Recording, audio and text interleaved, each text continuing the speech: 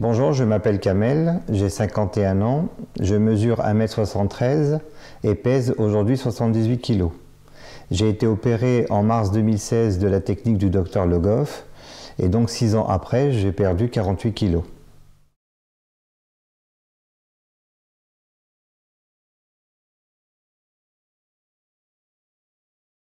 Après les 2 régimes ratés et les médecins, cardiologues, pneumologues, médecins traitants, etc. qui m'ont dit il faut absolument que tu te prennes en charge maintenant. Ça a été le gros déclic dans ma tête et donc là j'ai pris conscience qu'il fallait absolument trouver une solution pérenne et durable. Donc une opération.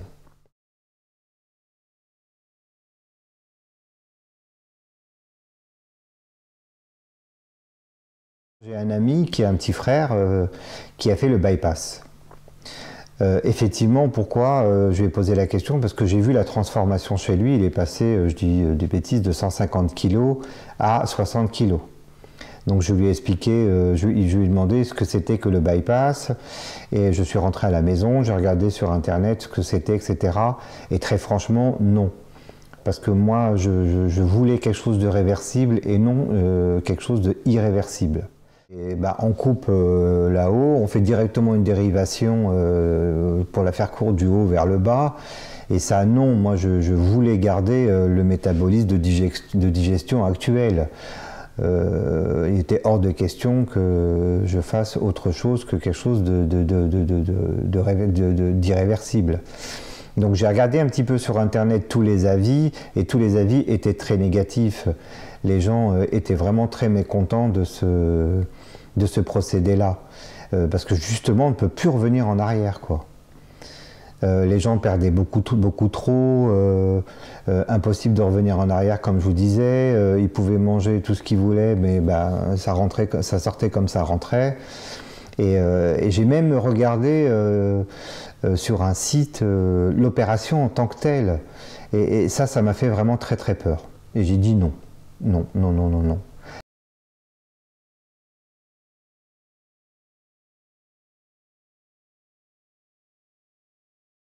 La personne qui a fait le bypass, c'est le petit frère d'un ami à moi, un grand ami à moi. Et ce jeune homme, à 18 ans, a fait donc le bypass parce qu'il était très franchement en surpoids, hein.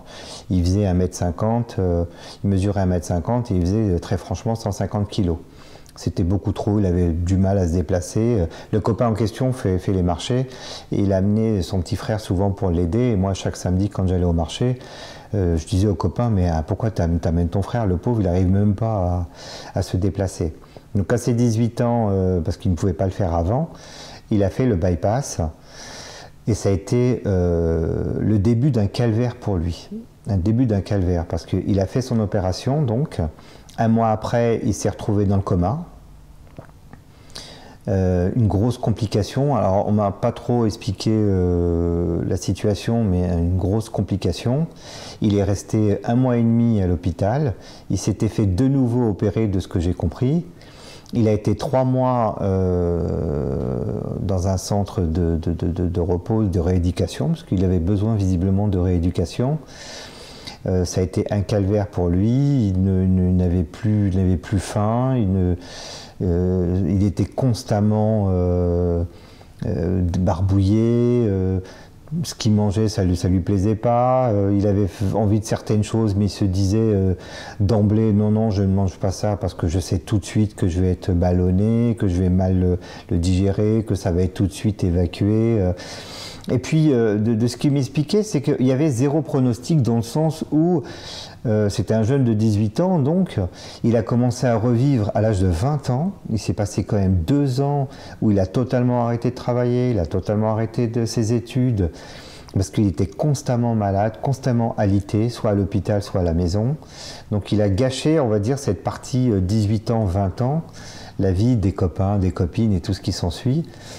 Et dès qu'il a commencé à reprendre la vie à l'âge de 20 ans, il pouvait plus, il avait peur de sortir avec ses copains parce qu'il avait peur de se faire un resto, il avait peur de, vous savez, les jeunes, c'est allez, on va se faire un McDo, on va se faire un grec, on va se faire ci, ça, etc. Mais lui, il avait honte, il me disait que Il allait par exemple se faire un grec avec ses copains, mais dès qu'il avait mangé le quart du grec, il fallait tout de suite aller aux toilettes parce que la diarrhée démarrait. Donc c'était complètement complexe, enfin, il était complètement il était complexé par cette situation. Et il trouvait systématiquement des motifs pour ne pas sortir avec les copains.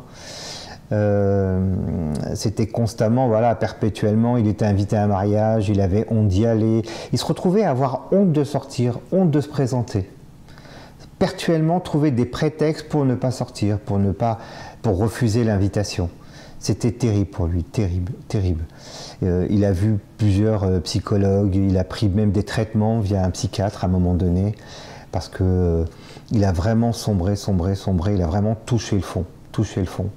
Aujourd'hui, je l'ai revu il n'y a pas très longtemps.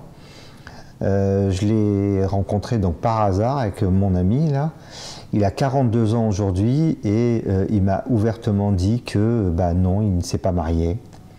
Il n'a pas d'enfant parce qu'il ne pouvait pas, lui, d'un point de vue santé, il ne se voyait pas marié, il ne se voyait pas en vie de couple, il ne se voyait pas avoir des enfants. Pour lui, sa vie était gâchée, quoi. Vous vous rendez compte que psychologiquement, un gamin quand même d'une quarantaine d'années, qui a encore, on va dire, la vie devant lui. Moi, je connais des gens qui, à 40 ans, se sont mariés et ont eu des enfants, même à 40 ans. Bah, pour lui, c'est comme si voilà, la personne avait 90 ans, il disait, bon, bah, maintenant, j'attends la mort, j'ai plus besoin d'attendre quoi que ce soit de la vie. Et c'est terrible. Même à 42 ans, aujourd'hui, il ne travaille pas. Il ne peut pas travailler. Il n'a plus la pêche. Il n'a plus l'envie. Il n'a plus la musculature, il n'a plus les forces pour travailler, il n'a plus les forces pour sortir, il n'a plus les forces pour avoir une vie sociale. C'est terrible, terrible, terrible, terrible.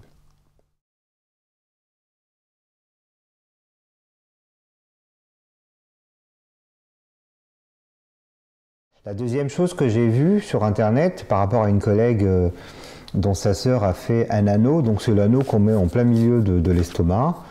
L'estomac est un muscle et c'est ce que j'ai vu aussi sur internet, c'est pareil, quand on voit l'anneau l'anneau s'il n'est pas fixé quelque part, bah, il se balade dans le muscle et c'est pareil, je me suis dit bah non, il n'est pas question d'avoir un corps étranger qui se balade du haut vers le bas au niveau de l'estomac. Et puis moi j'ai vu au niveau des avis les conséquences, les gens avaient énormément d'aigreur d'estomac, ils pensaient même qu'ils avaient une hernie au niveau de l'estomac tellement qu'ils avaient mal.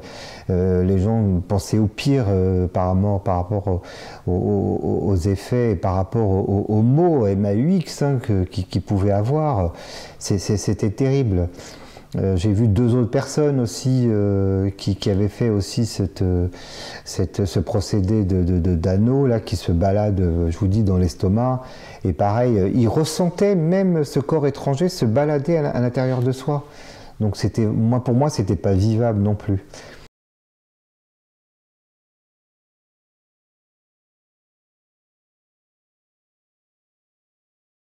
La troisième chose, c'était la sleeve. La sleeve, c'est on coupe en deux l'estomac et ça a une durée de 5 ans.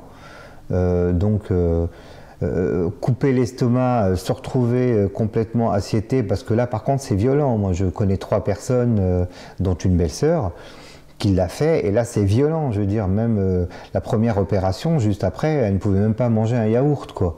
Donc il fallait pas non plus que psychologiquement on devienne, on va dire, taré, si je puis dire, parce qu'on passait quand même d'un envie de manger, de goûter, de savourer, à plus rien du tout. Et se dire que je fais une sleeve pour 5 ans parce que le muscle est un muscle, et je veux dire, l'estomac est un muscle, et au bout de 5 ans il reprenait la dimension d'auparavant, pour moi ça n'avait aucun intérêt, aucun intérêt.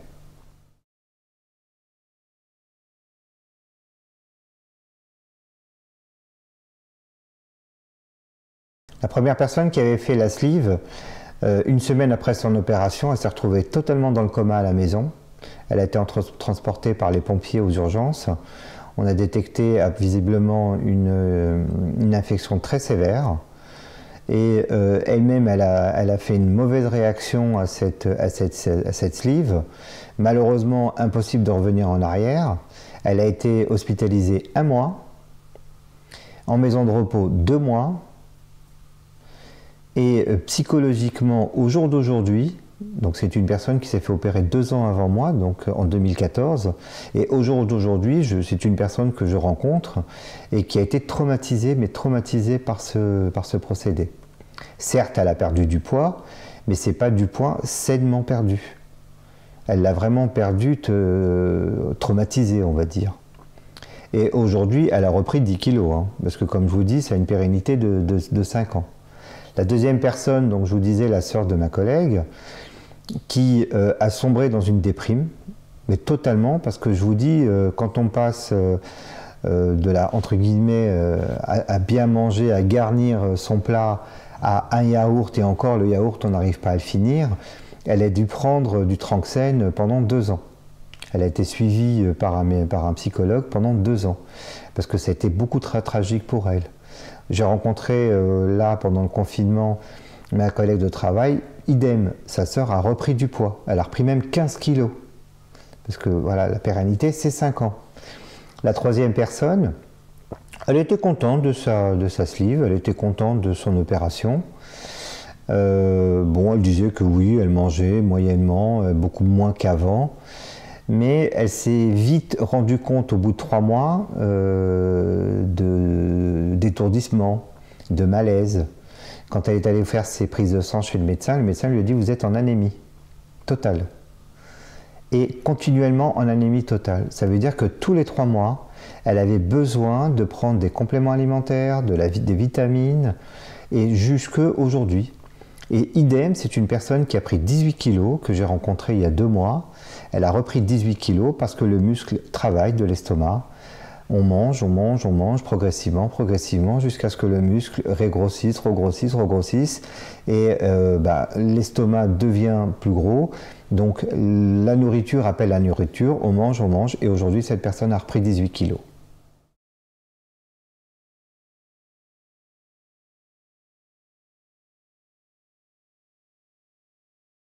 J'ai été voir le site sur internet. Franchement, le site est très bien fait. Tout est bien expliqué, il y a des témoignages, il y a la technique dans le détail du docteur Le Goff, il y a même une vidéo sur l'opération en tant que telle, donc on a vraiment de visu ce qu'on fait à notre corps, à l'intérieur du corps, parce que c'est quand même un corps étranger qui est à l'intérieur.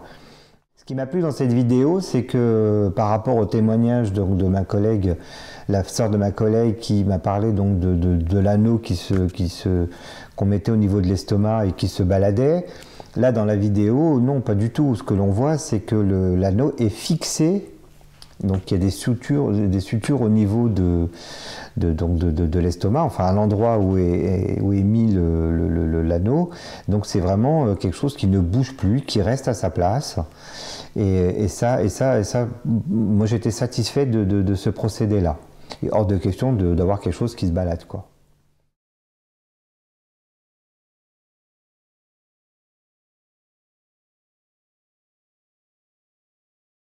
J'ai demandé donc à ma sœur pour pouvoir donc continuer dans ma réflexion et aboutir donc à vouloir me faire opérer de ce procédé-là, de cette technique-là. J'ai demandé à ma sœur de rencontrer ses collègues. Donc elle m'a demandé de venir entre midi et 2. Donc elle m'avait organisé un déjeuner à la cantine, donc à l'hôpital avec ces personnes-là. Et j'ai rencontré les 5 personnes qui ont été opérées par le docteur Le Goff de cette technique. Et chacun m'a parlé donc de son expérience, et qui sont pratiquement similaires. Après, bon, chacun réagit à sa façon, mais ça reste similaire. Et toutes ces personnes-là ont perdu du poids. Bon, il y a des personnes, ça faisait 1 an qu'ils se faisaient opérer, il y avait une autre personne, ça faisait 3 ans, il y avait une autre personne, ça faisait 5 ans. Donc celle qui avait perdu plus de 20 kilos, c'était la personne qui s'était fait opérer depuis de 5 ans. Il y avait une personne qui avait perdu 12 kilos, c'était la personne donc, qui avait fait son opération 3 ans auparavant. Et la dernière en date avec qui j'avais discuté, qui avait perdu à peu près 6-7 kilos. Et donc tout le monde était donc, on va dire, très satisfait de ce procédé-là et de cette technique-là. Et c'est de là que donc j'ai pris la décision de rencontrer le docteur Le Goff pour justement répondre à mes questions, parce que c'était pas non plus prendre rendez-vous avec le docteur Le Goff pour lui dire je veux me faire opérer. C'est bonjour docteur Le Goff, j'ai encore des questions. Je voudrais que vous répondez à mes questions, répondez à mes attentes, de façon à avoir des idées claires à cette opération-là. Donc j'ai pris rendez-vous avec le docteur Le Goff.